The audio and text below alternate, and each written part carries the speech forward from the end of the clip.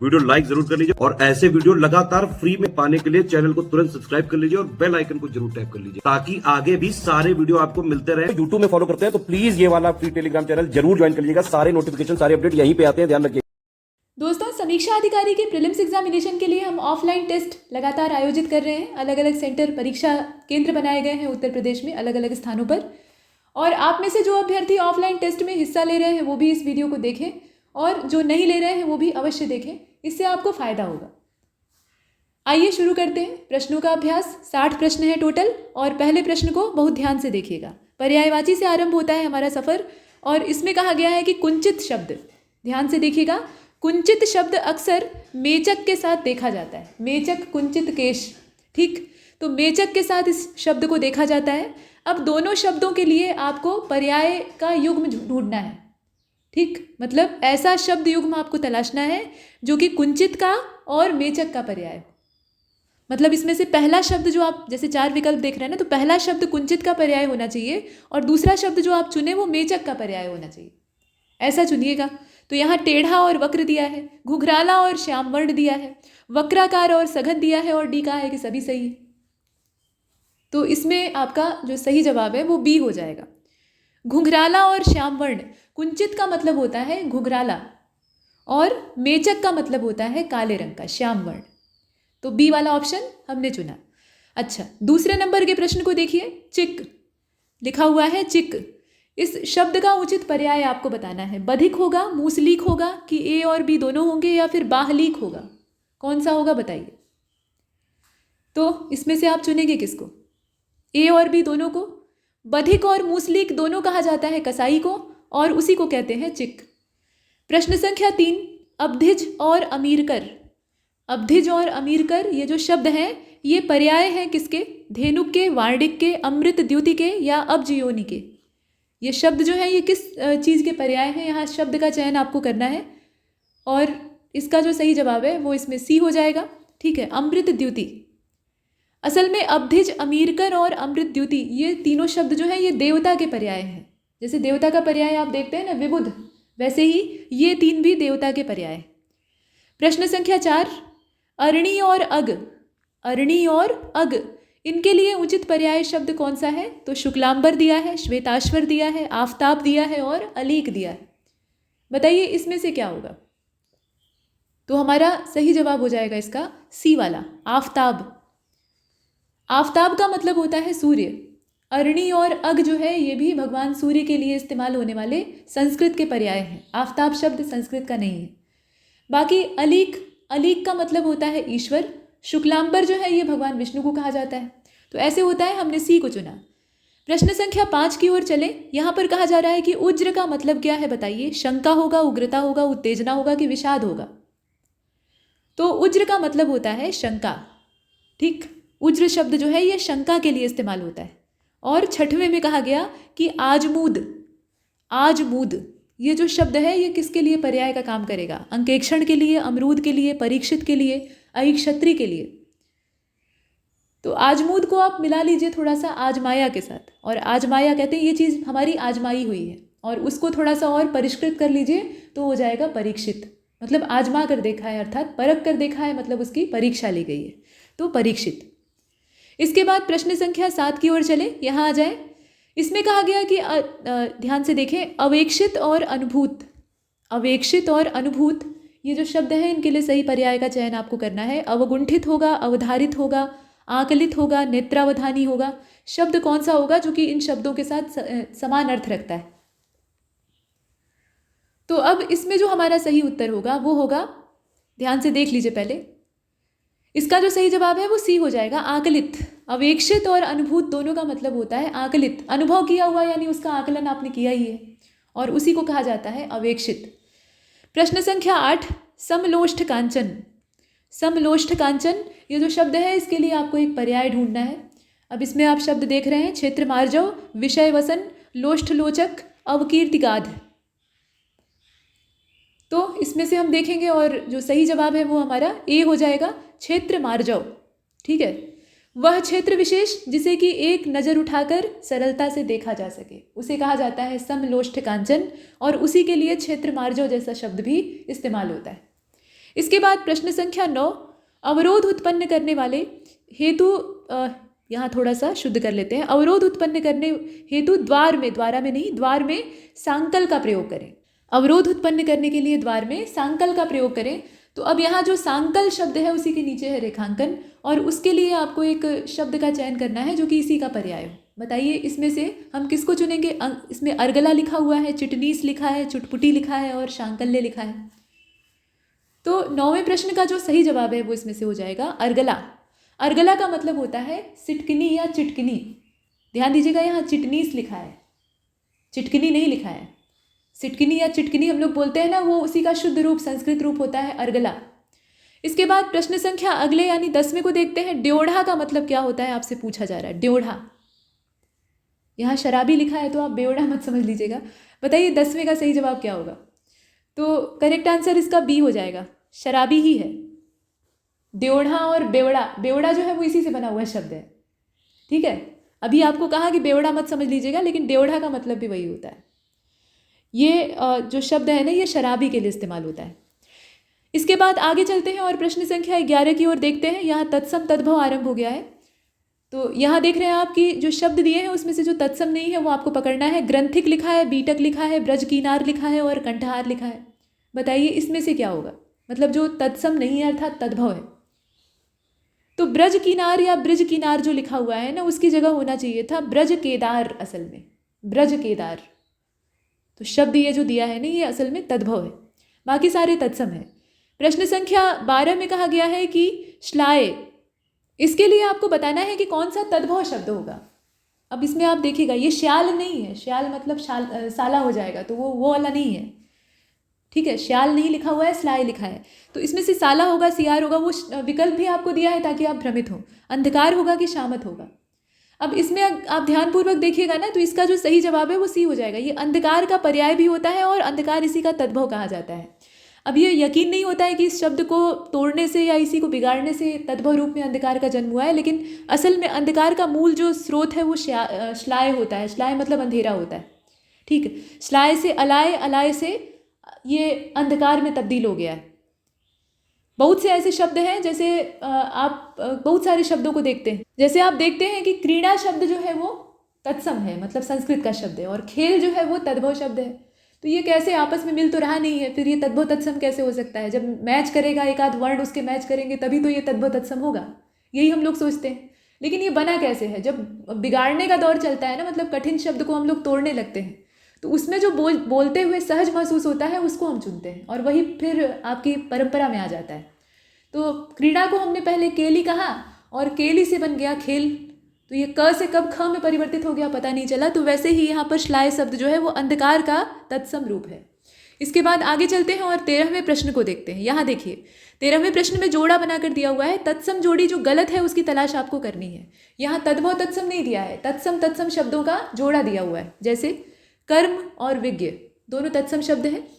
दधि और ओदन, मार्जार और माजुली, चषक और माक्षिक, मतलब दोनों शब्द तत्सम है। उनका आपस में कनेक्शन हो या ना हो, बस इतना उनमें समानता है कि दोनों तत्सम है। लेकिन कोई एक जोड़ा जो है उसमें गड़बड़ी है, मतलब उसमें एक शब्द कोई तत्सम नहीं होगा। तो ऐसा आपको ढूंढना है, और इसका जो सही जवाब है वो इसमें हो जाएगा आपका, बताइए कौन सा? इसका हमारा सही उत्तर होगा सी वाला, मार्जार और माजुली। माजुली जो है वो देशज शब्द है, ठीक है। माजुली का मतलब होता है जल प्लावित, पानी में डूबा हुआ। माजुली द्वीप को आप देखते हैं ना, असम का ब्रह्मपुत्र के बीच में बना हुआ नदी द्वीप, द्वीपीय जिला है ना। तो माजुली शब्द का जो देसी या आप कह लीजिए कि क्षेत्रीय या आंचलिक अर्थ होता है वो होता है पानी में डूबा हुआ, जैसा कि वो द्वीप जो है वो डूबा हुआ है। तो माजुली शब्द तत्सम नहीं है। बाकी मार्जार आप जानते हैं, मार्जार मतलब होता है बिलौटा यानी नर बिल्ला। तो ये इसमें से एक शब्द आपका तत्सम है, दूसरा जो है वो देशी या आंचलिक कहा जा सकता है। बाकी सारे जो है इसमें तत्सम का जोड़ा है, जैसे चषक और माक्षिक, कर्म और विज्ञ, दधि और ओदन, बाकी सारे शब्द तत्सम है, वो ठीक हैं।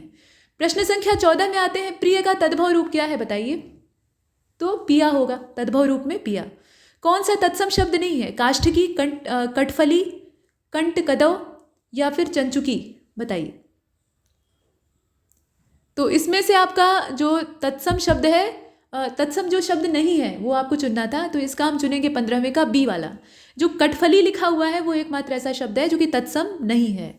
कठफली को कटहरी कहा जाता है और इसका शुद्ध तत्सम रूप होता है कंटक फली। ठीक, कटहरी यानी छोटे आकार का कटहल जो कि 12 मासी होता है। कटहल की एक खास सीजन होती है, लेकिन कटहरी जो है वो 12 महीने आपको पेड़ पर मिल जाएगी, तो ये कठफली कही जाती है। इसके बाद प्रश्न संख्या 16 में आते हैं। गावट और गोईठा लिखा हुआ है, दो अलग अलग शब्द हैं जो कि असल में तद्भव हैं। दोनों शब्द तद्भव हैं, इनके लिए तत्सम जोड़ी आपको तलाशनी। तो गोटी और गोभी होगा, गोह और गुठली होगा, गोष्ठ यानी गौशाला और उपला होगा, या फिर गोष्ठ और गुठली होगा। बताइए इसमें से हम किस जोड़े को चुनेंगे जो कि गावट और गोईठा के लिए काम आएगा। तो हम चुन लेंगे इसके सी वाले को, गोष्ठ और उपला। ठीक है, मतलब ये है ना कि गोष्ठ शब्द जो है ये गौशाला के लिए इस्तेमाल होता है और गावट भी उसी को कहते हैं। गोईठा जो है ये सूखे उपले को कहा जाता है। बाकी गोह शब्द जो आप देख रहे हैं, और शब्दों का भी मतलब जान लीजिए, हमारा सी वाला तो उत्तर हो जाएगा। लेकिन बाकी जो शब्द हैं जैसे कि गोह, तो गोह आपका तद्भव शब्द है, इसका तत्सम होता है गोधा। और गुठली और गोटी ये आपके तद्भव शब्द नहीं हैं, ये क्या है, ये देसी शब्द हैं। तो हमने इसमें से सी को चुना। प्रश्न संख्या 17 में आते हैं। कौन सा एक शब्द तद्भव नहीं है बताइए। पत्ता, हाथ, पुर्तगाली और तस्कर लिखा है। तद्भव जो नहीं है वो आपको चुनना है। तो हमने इसमें से देखा और चुन लिया सी वाले को। पुर्तगाली शब्द जो है वो तद्भव नहीं है। ठीक है, ये विदेशी शब्द को ही तोड़कर देशी रूप में ढाला गया है, मतलब पुर्तगीज से पुर्तगाली बन गया अपनी देसी भाषा में, है ना। प्रश्न संख्या 18, यहाँ पर कहा गया कि निम्नलिखित में से तद्भव कौन सा है ये आपको बताना है। तो मर्जन लिखा है, राजिका लिखा है, राई लिखा है और पारपत्र लिखा है। जो तद्भव है उसी का चयन आपको करना होगा। तो आप देख रहे हैं कि इसमें जो राई शब्द है वो आपका तद्भव है। इसका शुद्ध तत्सम रूप होता है राजिका, जो कि ऊपर ही दिया हुआ है। बाकी सारे शब्द तत्सम है। पारपत्र यानी पासपोर्ट। अच्छा, 19वें प्रश्न को देखिएगा। गेसु, गेसु एक तद्भव शब्द है और इसका सही तत्सम रूप आपको चुनना है। गुंठन होगा, गेशमी होगा, गविष्टि होगा, गोहंता होगा। अब यहाँ पर आप लग रहा है कि एंशियंट इंडियन हिस्ट्री को पढ़ रहे हैं। फिलहाल बताएं 19वां प्रश्न जो है इसका सही जवाब क्या होगा। तो इसका हो जाएगा सी वाला, गविष्टि। गेसु, गम्य और गविष्टि जैसे जो शब्द हैं वो गायों की खोज के लिए या युद्ध के लिए इस्तेमाल किए जाने वाले ऋग्वैदिक शब्द थे। मतलब पहले के समय में जो आर्य सभ्यता थी यानी वैदिक सभ्यता थी, उस समय युद्ध का मूल कारण क्या होता था। आर्य बहुत सारी गायें पालते थे, गोवंश का पालन करते थे। इनकी प्रवृत्ति जो है वो पशुपालक की थी। ये कृषक नहीं थे या ग्रामीण नहीं थे, ये कबीलाई संस्कृति का पालन करते थे और पशुपालन करते थे, मतलब पशुओं को पालते थे। गाय धन होती थी इनका। तो गायों की जब चोरी होती थी तो उसी के लिए फिर ये घोड़े पर सवार होकर अपना हथियारबंद होकर खोज में निकलते थे और उसको कहा जाता था गविष्टि यानी गायों की खोज। तो गविष्टि शब्द जो है वो तत्सम है और उसी का तद्भव है गेसु। इसके बाद प्रश्न संख्या 20 को देखते हैं। यहाँ आ जाइए। कौन सा शब्द तत्सम नहीं है। तो भूषिका, भंजी, वंश, विलक्षण, ये जो शब्द आप देख रहे हैं इसमें से आपको बताना है कि जो तत्सम न हो वो कौन सा है। तो आपका 20वां प्रश्न और इसका सही जवाब क्या हो जाएगा ये आप जानते हैं। इसमें क्या होगा, तत्सम जो नहीं है वो आपको चुनना है। तो भंजी को चुन लीजिए। भंजी का भंजन होता है।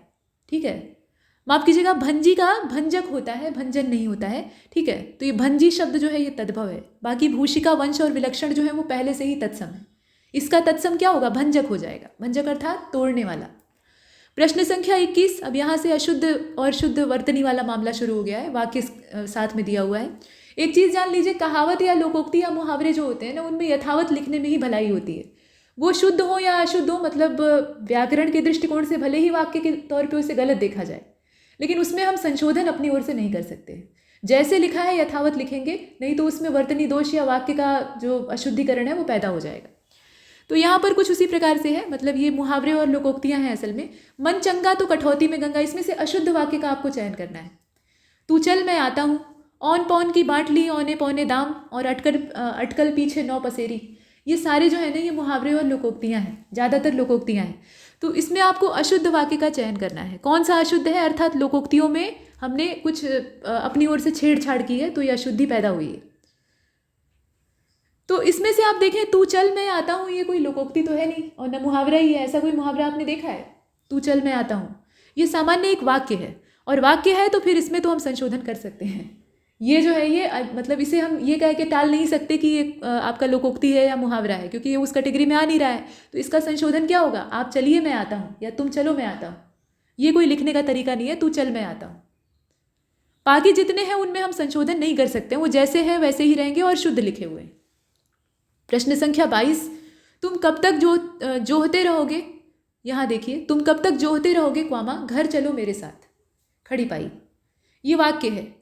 अब इस वाक्य में त्रुटि तो है, देखकर मालूम हो रहा है, पढ़ने से आपको अंदाजा लग जाएगा, लेकिन त्रुटि कौन सी नहीं है वो आपको चुननी है। जो त्रुटि ना हो वो आप चुनिएगा। ध्यान से देखिए, प्रश्न संख्या 22 और सही जवाब क्या होगा, इसका सी हो जाएगा। इसमें समानार्थी शब्दों का प्रयोग नहीं किया गया है, मतलब एक समान अर्थ रखने वाले एक से ज़्यादा शब्द इसमें नहीं है, ये अच्छी बात है। लेकिन बाकी सभी प्रकार की त्रुटियां हैं, मतलब क्रमभंग भी हुआ है, इसमें वाक्य को एक क्रम में नहीं रखा गया है। देशज शब्दों का प्रयोग इसमें किया गया है, मतलब हिंदी के जो परिष्कृत शब्द हैं उनके साथ हमने देशी शब्दों को घुसा दिया है, ये गड़बड़ की है। और उसके अलावा विशेषण विशेष्य संबंध दोष भी हमें दिखाई देता है।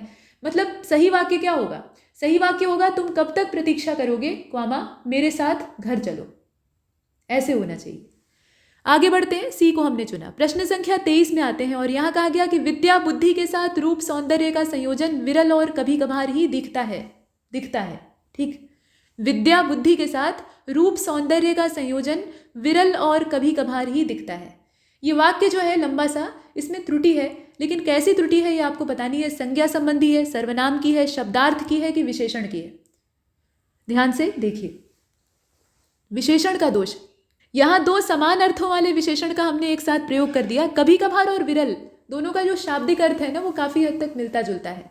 तो हम ऐसे लिख सकते थे कि विद्या बुद्धि के साथ रूप सौंदर्य का संयोजन कभी कभार ही दिखता है, या फिर हम कह सकते थे कि विरल ही दिखता है। दोनों में से किसी एक का प्रयोग करना चाहिए था, हमने दोनों को इस्तेमाल किया इसलिए गड़बड़। तो ये विशेषण संबंधी दोष। प्रश्न संख्या 24 में आते हैं, अल्पायु में भी, यहाँ ध्यान से देखिएगा, अल्पायु में भी वह समग्र ज्ञानी। यहाँ पर त्रुटि है, इस वाक्य में गड़बड़ है। कैसी गड़बड़ है ये आपको बतानी है। तो यहाँ वाक्य को ध्यान से देखिए, इसमें कुछ शब्दों का, जैसे अल्पायु और समग्र, यही इसमें मूल शब्द हैं जिनमें की गड़बड़ हो सकती है। बाकी वाक्य की संरचना आप देख ही रहे हैं, तो बताइए इसमें कैसी त्रुटि हो सकती है। 24 सही जवाब क्या होगा, इसका ए हो जाएगा।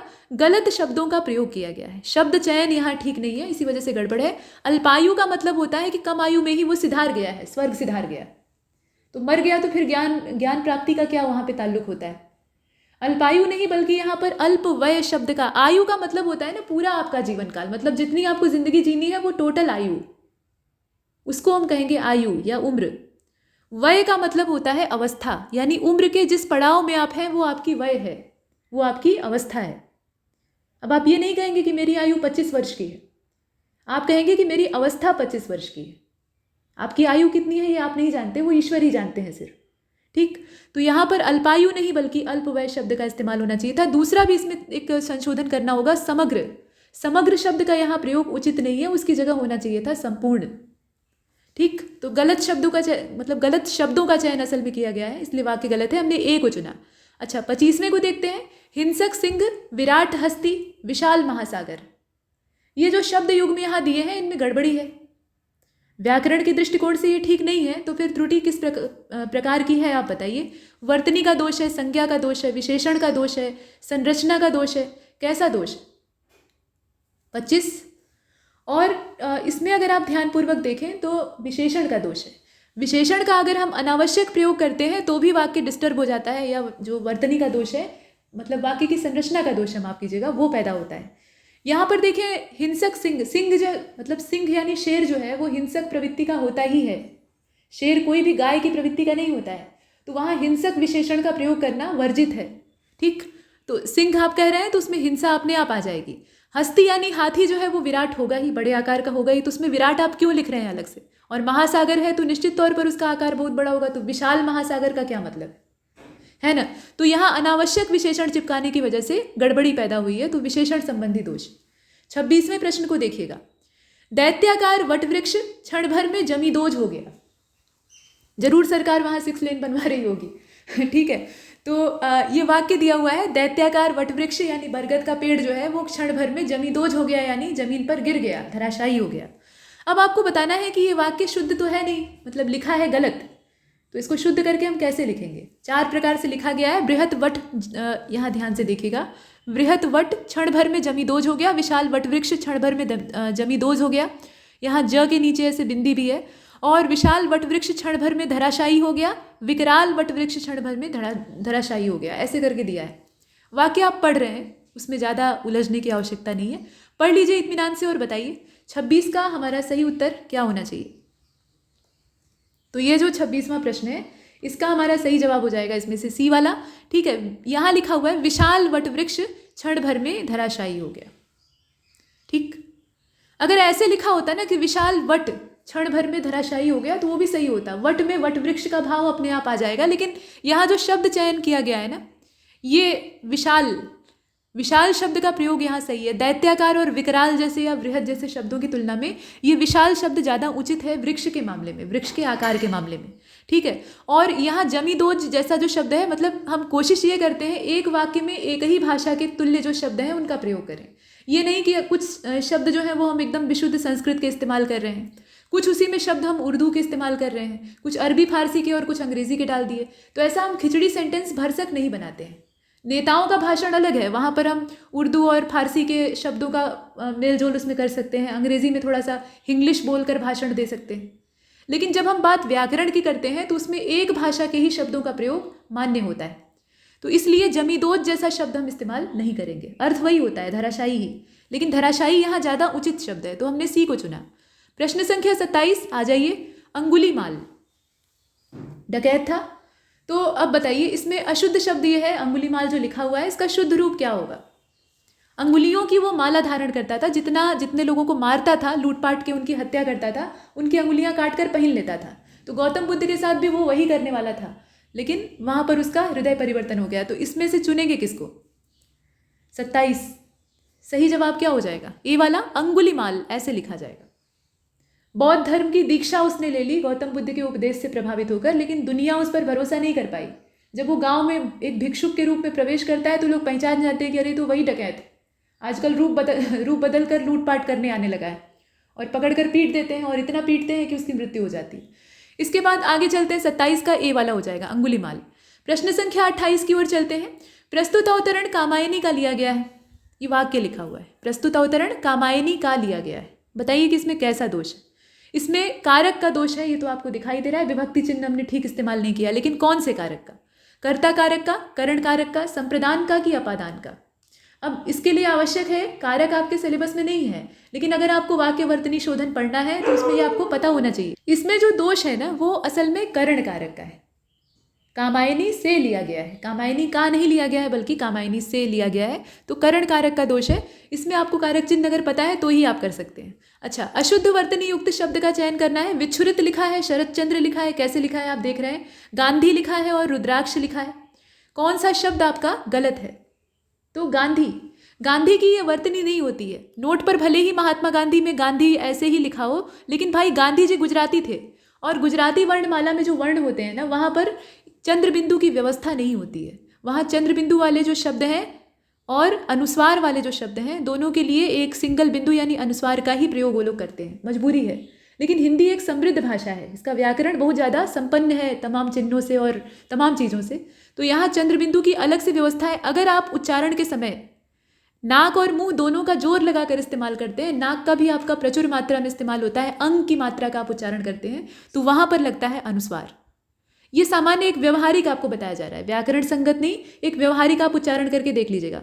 और जिन शब्दों के उच्चारण में आपकी नाक का बहुत मामूली इस्तेमाल होता है लेकिन बहुत मामूली इस्तेमाल होता है, सिर्फ मुंह से आप उच्चारण करके उसके काम चला लेते हैं, जैसे हंसी, ठीक, या और भी अंधेरा, इस तरह के जो शब्द हैं इसमें हल्का सा नाक का आपका प्रयोग हो रहा है और बाकी आप मुंह से बोलकर सही उच्चारण कर ले रहे हैं, तो वहाँ पर लगता है चंद्रबिंदु।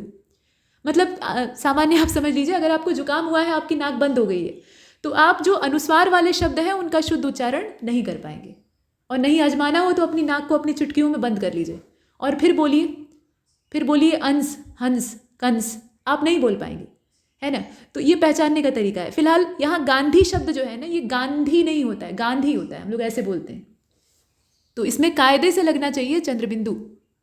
अब चूंकि महात्मा गांधी गुजराती थे, गुजराती वर्णमाला में वो व्यवस्था नहीं थी, तो वो क्या करते, तब उन्होंने बिंदी ही लगाई ऊपर। और चूंकि नाम में हम संशोधन नहीं करते, जैसे प्रेमचंद होता है, मतलब प्रेमचंद लेखक थे, उपन्यासकार थे, तो हम ये नहीं करेंगे कि चंद की जगह पे चंद्र कर दें।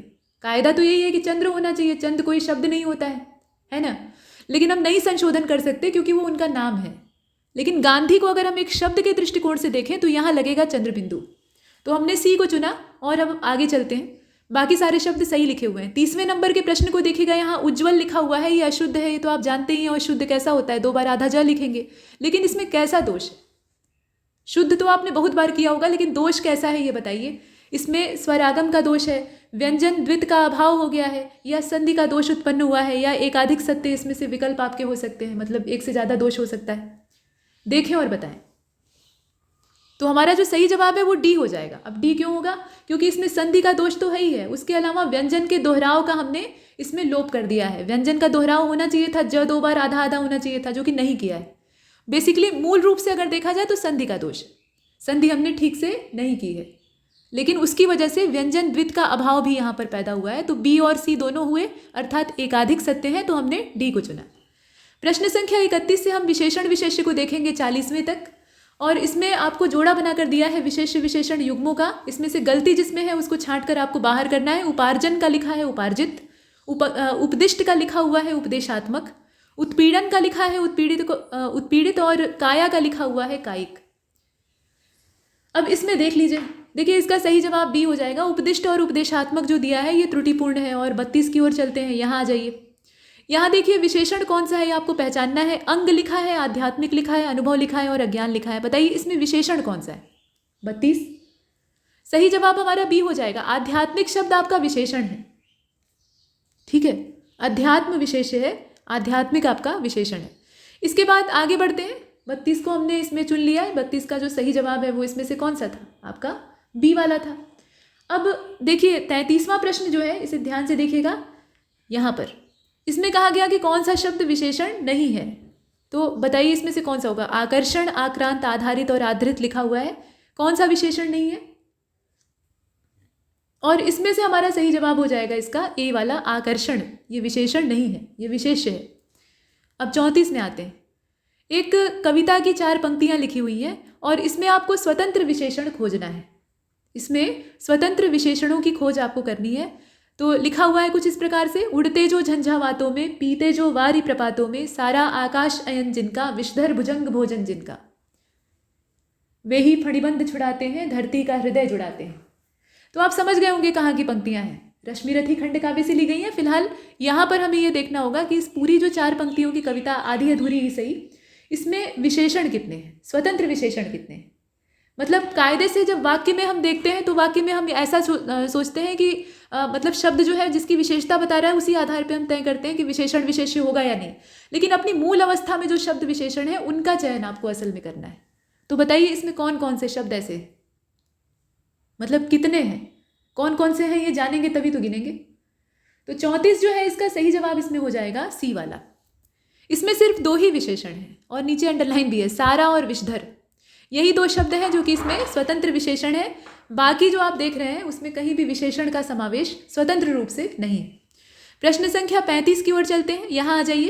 अयन मतलब अच्छा क्या होता है, ये आपके लिए क्वेश्चन है। अयन मतलब क्या होता है।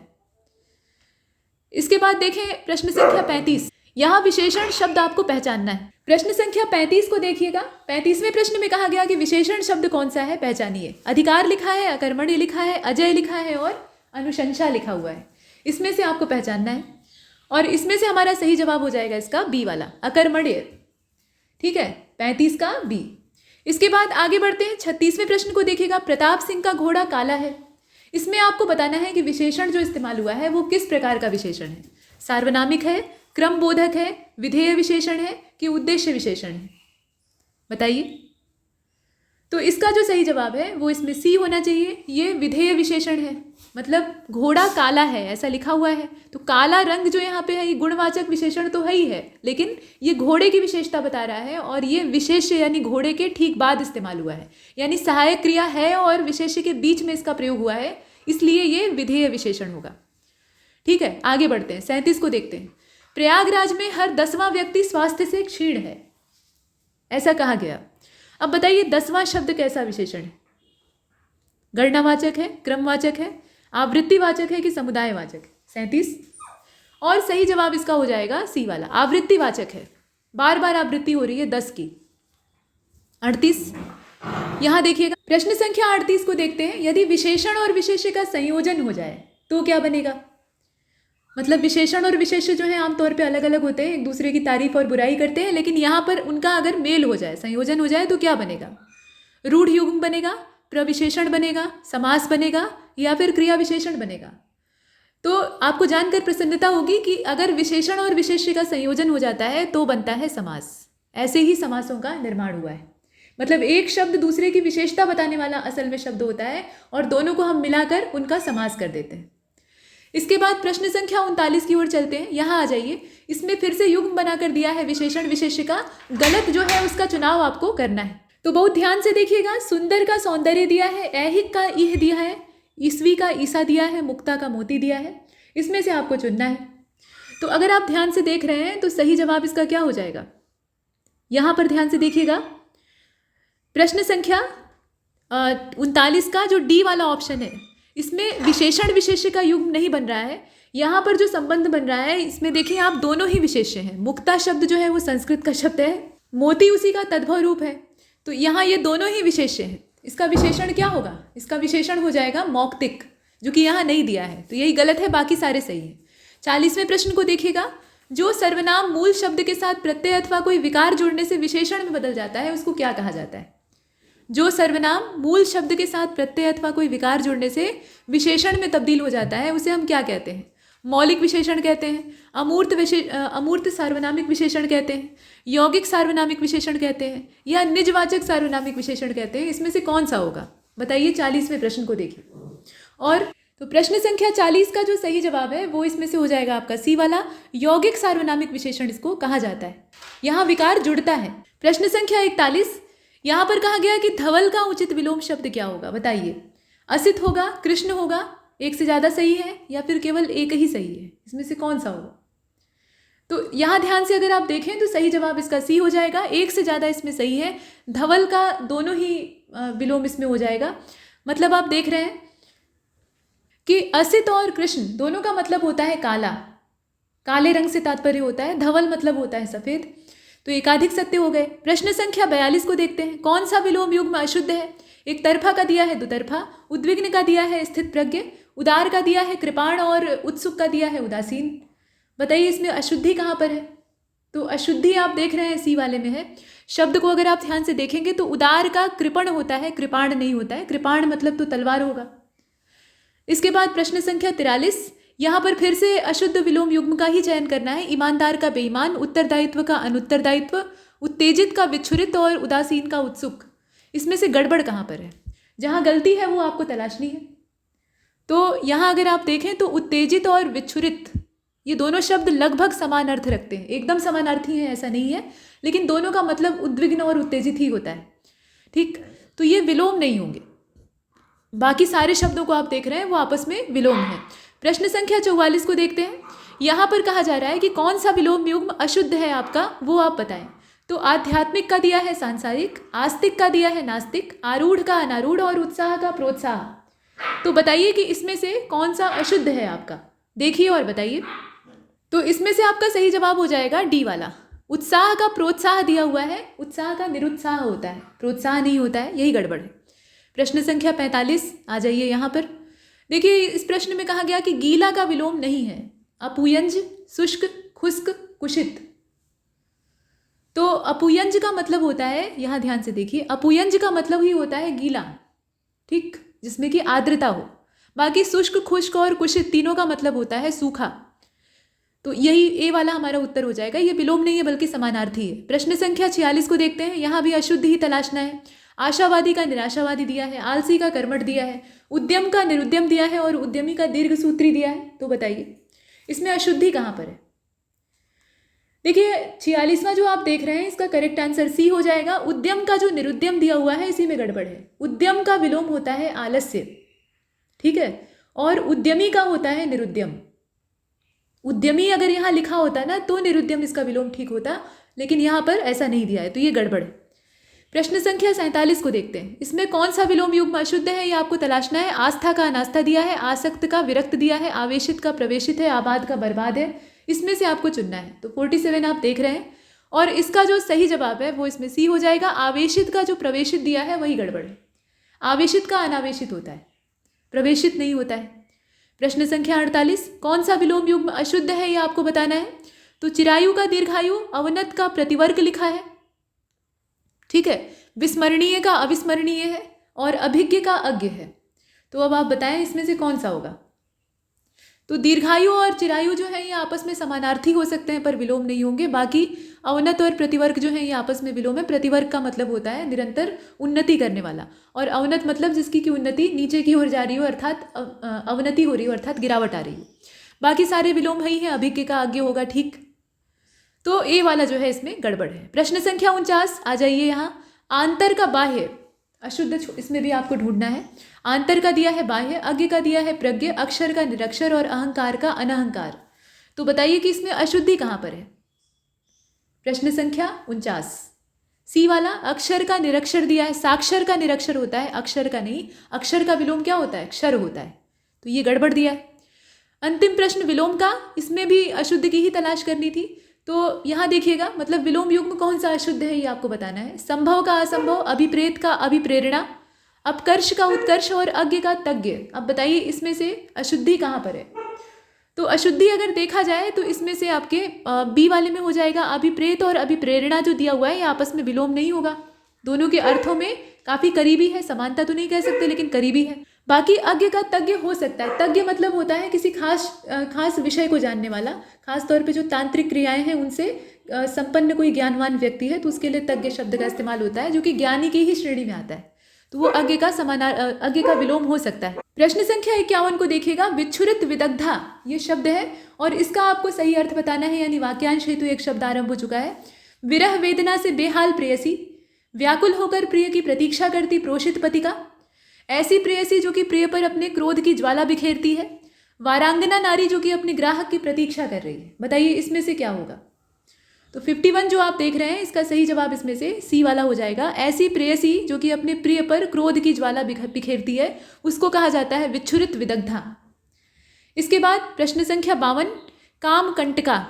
कामकंटका जो शब्द है इसका सही अर्थ क्या होगा बताइए। काम क्रीड़ा में व्यवधान न झेलने वाली कामिनी, कंटक के समान कड़े सघन अयाल सरीखे कुंतलों वाली नारी, या ऐसी देवी जो कि रजोगुण प्रधान है, कार्य में व्यवधान या कंटक उत्पन्न करने वाली मंत्र साधना या मंत्र सिद्धि। बताइए इसमें से कौन से वाक्य को हम काम कंटका के लिए चुनेंगे, देखें और बताएं। तो इसमें से करेक्ट आंसर क्या हो जाएगा। 52 को आप देख रहे हैं, सही जवाब इसका हो जाएगा बी वाला। कंटक के समान सघे कड़े सघन अयाल सरीखे जो कुंतल वाली नारी होती है उसको कहा जाता है कामकंटका। घटोत्कच की पत्नी का नाम था कामकंटका, जो कि खुद एक राक्षसी थी और उसके जो बाल थे वो सिंह के अयाल के समान सघन और कड़े थे। कुंतल मतलब होता है केश। इसके बाद प्रश्न संख्या 53 को देखते हैं। यहाँ देखिएगा भीत भर्त्सना। भीत भर्त्सना ये जो शब्द है इसके लिए आपको सही अर्थ का पता लगाना है, यानी वाक्य का पता लगाना है। तो बताइए।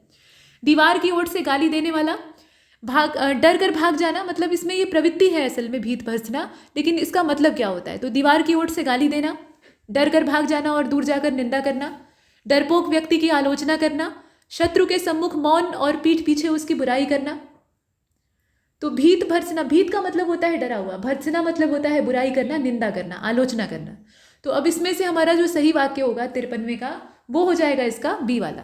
डर कर भागना और दूर जाकर निंदा करना। कुछ लोग ऐसे भगोड़े होते हैं कि सामने या नज़दीक एकदम आंखों में आंखें डालकर बुराई करने की हिम्मत नहीं होती है, भागते जाते हैं और गाली देते जाते हैं। तो उसी प्रवृत्ति को कहा जाता है भीत भर्त्सना। इसके बाद प्रश्न संख्या 54 को देखिएगा। यहाँ आ जाइए। परित्राण व्ययी। परित्राण व्ययी ये शब्द है, इसके लिए आपको अर्थ बताना है। नीचे कुछ विकल्प दिए हैं, जैसे सबका कल्याण चाहने वाला धर्मात्मा व्यक्ति, सबके कल्याण हेतु धर्मार्थ दान पुण्य करने वाला, ऐसा पुण्य जनेश्वर जो कि अपने अर्थ का व्यय परोपकार में ही करता हो, और त्राण दिलाने वाला दानी पुरुष। बताइए इसमें से सही अर्थ क्या होगा। तो 54 को आप देख रहे हैं, सही जवाब इसका बी हो जाएगा। सबके कल्याण हेतु धर्मार्थ दान पुण्य करने वाला उसको कहते हैं परित्राण व्ययी। ठीक है, 54 को हमने देखा। और उसके बाद प्रश्न संख्या 55, ऐसा व्यक्ति जिसका मस्तक चपटा हो या अस्पष्ट हो, मतलब एक सुडौल या स्पष्ट बढ़िया देखने में अच्छा मस्तक उसके पास नहीं है, चपटा धंसा हुआ मस्तक है, तो उसको हम क्या कहेंगे। भग्न ललाटी कहेंगे, भग्न ललाटी ये शब्द है, ललाटाक्ष कहेंगे, लुब्धक कहेंगे कि लुटुर कहेंगे। इसमें जो शब्द दिए हैं उन्हें ध्यान से देखिएगा। और इसमें से हमारा जो सही जवाब है वो कौन सा हो जाएगा? इसका हो जाएगा लुटुर। ठीक है, ऐसे व्यक्ति को कहा जाता है लुटुर, चपटे माथे वाला होता है। आमतौर पे जो पहाड़ी लोग होते हैं उनका माथा और आंखें जो है वो अस्पष्ट होती हैं, चपटी होती हैं। और मंगोलियन जो स्टाइल होती है ना, शरीर की बनावट होती है, उसमें ये प्रायः देखा जाता है। इसके बाद प्रश्न संख्या 56 में चलते हैं। यहाँ कहा गया कि ऐसा भीमकाय नर जो कि आधा रीछ प्रतीत होता हो, आधा शरीर उसका रीछ का प्रतीत होता हो, मतलब दूर से देखें तो वो एक नर रीछ की तरह से दिखाई दे। ऐसा भीमकाय व्यक्ति जो है उसे क्या कहा जाएगा? उसे रीक्ष नायक कहा जाएगा, शाम्ब कहा जाएगा, रीछपति कहा जाएगा, रीछाकार कहा जाएगा, क्या कहेंगे? तो ऐसे व्यक्ति को कहा जाता है शाम्ब। अब शाम्ब वैसे कौन था? शाब्दिक अर्थ तो हमने देख लिया। शाम्ब जो है ये जामवंत जी का दौहित्र था, मतलब उनका ये बेटी का बेटा था। जामवंत की पुत्री थी और उनका विवाह हुआ था भगवान कृष्ण से, और इन दोनों की कोई संतान, मतलब जामवंती से कोई पुत्र नहीं पैदा हुआ, तो वो बहुत दुखी हो गई। तो भगवान शिव की आराधना की। तो भगवान शिव कहते हैं कि पुत्र का वैसे संयोग तो है नहीं, लेकिन मेरे आशीर्वाद से जो जन्म लेगा उसके अंदर उग्रता और उजड्डपना बहुत ज़्यादा होगा। तो ये भगवान कृष्ण का एक उजड्ड पुत्र था और बाद में पूरे यादव कुल के विनाश का कारण भी बनता है। ठीक है, तो शाम्ब। इसके बाद प्रश्न संख्या 57 को देखते हैं। भर्तृहरि, भर्तृहरि शब्द जो है इसका मतलब आपको बताना है। तो ईश्वर की कृपा से भरण पोषण करने वाला, भरण पोषण हेतु हरि गुणगान करने वाला, जिसके योगक्षेम का वहन का दायित्व, मतलब योगक्षेम वहन का दायित्व हरि का है, ऐसा राजा जो हरि के समान पालन करता है। बताइए भर्तृहरि का मतलब क्या होगा? राजा भर्तृहरि के बारे में आपने सुना होगा, तो इसका अर्थ आपसे पूछा जा रहा है। यहाँ जो करेक्ट आंसर है वो डी वाला हो जाएगा। ऐसा राजा जो कि हरि के समान अर्थात भगवान विष्णु के समान पालन करने वाला है, पालक है। ठीक है, इसके बाद प्रश्न संख्या 58। वैदूर्य मणिका के समान पाटालाभ आनन वाला। ठीक है, पाटल आभा, पाटल मतलब हल्की गुलाबी, और वैदूर्य मणिका जो है वो हल्की गुलाबी आभा यानी चमक बिखेरती है। तो वैसे आनन यानी वैसे मुख वाला जो है उसको हम क्या कहेंगे? पाटलिपुत्र कहेंगे, पाटिल कहेंगे, पाथोज कहेंगे, पैवर्तक कहेंगे। इसमें से किस शब्द का हम इस्तेमाल करेंगे? 58वें को आप देख रहे हैं, और हमारा जो सही उत्तर है वो सी हो जाएगा, पाथोज कहा जाता है। ठीक है, हमने 58 का सी वाला चुना। प्रश्न संख्या 59 की ओर चलते हैं। स्निग्ध भिन्नांजनाभा, ये जो शब्द है इसका सटीक अर्थ आपको बताना है। तो चमक युक्त परावर्तक पृष्ठ इसका तात्पर्य होता है। ब्रह्मा के शरीर से उत्पन्न होने वाली कांति से तात्पर्य है। याकूत के समान लोलुप करने वाली आभा है ये, या फिर एकाधिक सत्य है। अब यहाँ अगर देखा जाए तो हमें डी को चुन लेना चाहिए, क्योंकि इस शब्द के यहाँ एक से ज़्यादा अर्थ आपको दिखाई पड़ेंगे। मतलब इसमें ए भी सत्य है और बी भी सत्य है। चमक युक्त जो परावर्तक पृष्ठ होता है उसके लिए तो ये शब्द इस्तेमाल होता ही है, और ब्रह्मा जी के शरीर से जो कांति यानी चमक उत्पन्न होती है उसको भी कहा जाता है स्निग्ध भिन्नांज नाभा। ठीक, और 60वां और अंतिम प्रश्न, गुणोत्पल। गुणोत्पल का मतलब क्या होता है? गुणों में बढ़ चढ़कर, गुणों में कमल के समान, गुणों में विकसित नर, या एक से ज़्यादा सत्य हैं? तो यहाँ पर एक से ज़्यादा नहीं सत्य हैं, इसमें से हम चुनेंगे गुणों में बढ़ चढ़कर। जो महान गुणों से युक्त है, बढ़े चढ़े गुणों से युक्त है, उसे कहा जाता है गुणोत्पल।